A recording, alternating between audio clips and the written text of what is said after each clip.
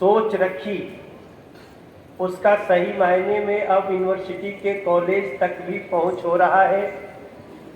और जितना एक्सपीरियंस हमने आज लिया है, मेरा विश्वास है कि दिल्ली यूनिवर्सिटी के अलग अलग कॉलेज आने वाले दिनों में जो प्रधानमंत्री नरेंद्र मोदी जी की कोशिश है कि लोग 100 साल से ज़्यादा जिए, उसको सफल बनाने के लिए दिल्ली यूनिवर्सिटी बहुत बड़ा काम कर रही है।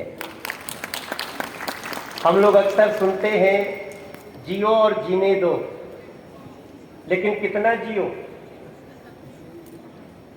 100 साल। वैसे भी हम लोग जब कभी अपने दादी को, नानी को, माँ को प्रणाम करते हैं तो लोग क्या कहते हैं? तो 100 साल जियो, शतायु हो। लेकिन ये होगा कैसे? मुझे याद है पिछले बजट में जब ऑर्गेनिक खेती के लिए एक बहुत बड़ा बजट दिया गया, जो हमारी देश की वित्त मंत्री बजट प्रस्तुत कर रही थी, एक गंगा जी के किनारे किनारे लगे हुए सेक्टर, ऑर्गेनाइज फार्मिंग के सेक्टर्स बनाए जा रहे हैं। और उसमें जब हम मशरूम की खेती, मशरूम का इतना अच्छा उपयोग दिल्ली यूनिवर्सिटी के स्टूडेंट्स के द्वारा, कॉलेजेस के द्वारा देख रहे हैं, तो मेरा आपके लिए ताली बजाने का मन कर रहा है। मैं आप सबको बहुत बधाइयां देना चाहता हूं।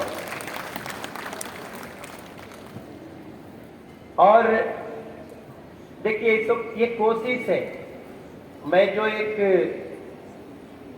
गांव के व्यक्ति की तरह सोच सकता हूं, आज आपकी ये छोटी छोटी जो कोशिशें हैं वो कल बहुत बड़ी बनेगी। उसका असली फायदा कब होगा? जब ये गांवों तक पहुंचेंगे। और इसको गांव तक पहुंचाने के लिए आज हमने अपने मन में सोच लिया कि एक सांसद के रूप में मैं जितनी सहायता कर सकता हूं इसको जरूर करूंगा, ताकि आपका प्रोडक्ट देश के अंतिम व्यक्ति तक पहुंचे। दिल्ली यूनिवर्सिटी के 12 कॉलेज बड़ी चर्चा में रहते हैं। अक्सर हम लोग जब भी किसी कार्यक्रम में आते हैं तो 12 कॉलेज की पीड़ा हम लोगों के सामने आती है। आज हमारे, चूंकि मैं मेंबर ऑफ पार्लियामेंट तो हूं, लेकिन हर मेंबर ऑफ पार्लियामेंट की अपनी एक पार्टी होती है। हमारी पार्टी भारतीय जनता पार्टी है और उस पार्टी के दिल्ली इकाई के अध्यक्ष वीरेंद्र सचदेवा जी यहाँ बैठे हुए हैं।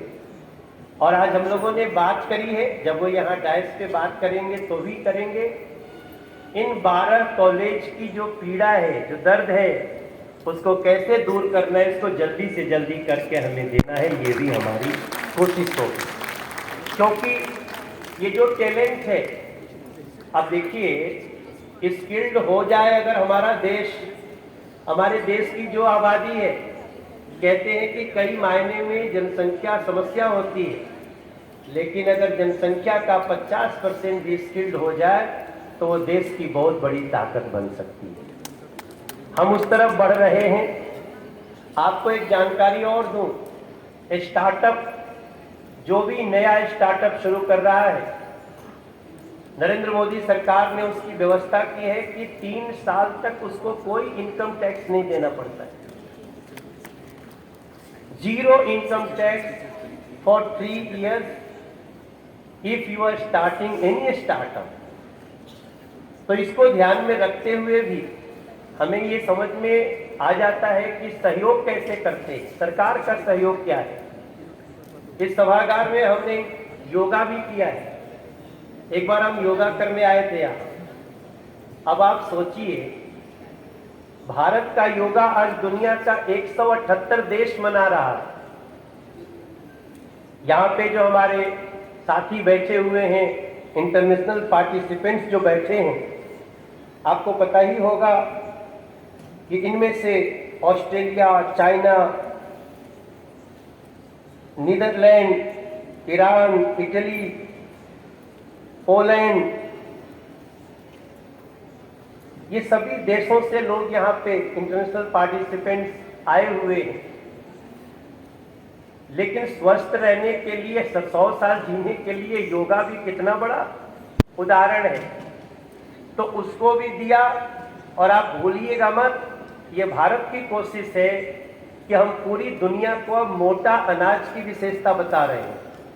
अभी 23-24 इंटरनेशनल मिलेट ईयर हुआ और संयुक्त राष्ट्र संघ भारत की बातों को कितना इंपॉर्टेंस देता है, इस बात से आपको लगेगा कि हमने शुरुआत की, नरेंद्र मोदी जी ने इनिशिएट किया, दुनिया ने एक्सेप्ट किया। और ये जो छोटे छोटे प्रयास हैं, हालांकि आज हम लोग बहुत समय नहीं दे पाए, हमें तो हर स्टॉल पे कम से कम 20 मिनट देंगे तब जा करके हमारा उद्देश्य पूरा होगा। तो मैं सॉरी बोलना चाहता हूँ, जो लोग चाहते थे कि हम लोग थोड़ा देर रुकें, उनकी बात सुने, हम उनके पास नहीं रुक पाए। हमें एक दृष्टिबाधित बहन मिली, वो बोलती है आप गूगल से तो बिल्डिंग तक पहुंच जाते हैं, लेकिन उस बिल्डिंग में किस फ्लैट में जाना है हम वो तैयारी कर रहे हैं। उसके लिए ताली बजनी चाहिए। हमें यहाँ ऐसी एक स्टॉल पे गया जिसपे पुलिस को सहयोग करने वाला, फोरेंसिक जांच में कैसे वो सहयोग कर सकते हैं, मैं जब उनकी विधि को समझा तो मैं हैरान रह गया। और ये सब कुछ कर कौन रहा है? दिल्ली यूनिवर्सिटी के उन्हीं 12 कॉलेज के बच्चे, जिनके लिए हमें आगे सोचने की जरूरत है। तो मैं आप सभी को, ये बहुत अच्छी शुरुआत है। मैं पायल मग्गो जी का बहुत धन्यवाद करता हूँ, जिन्होंने आज के कार्यक्रम में मुझे बुलाया और हम सारा कार्यक्रम छोड़ करके आए। नवरात्रि कल से शुरू हो गई है, आज दूसरा दिन है, माँ ब्रह्मचारिणी की पूजा हो रही है और यहाँ पे इतनी बेटियाँ बैठी हुई हैं। तो इससे बढ़िया शुरुआत नवरात्रि की नहीं हो सकती, जिस कार्यक्रम में मैक्सिमम बेटियाँ बैठी हों और वो देश के लिए कुछ ऐसी चीज़ें कर रही हों जो मात्र देश ही नहीं, दुनिया को भी एक दिन अचंभित करेगा और भारत की तरफ जोड़ेगा। इन्हीं बातों के साथ मैं अपनी वाणी को विराम देता हूँ। नमस्कार, जय हिंद।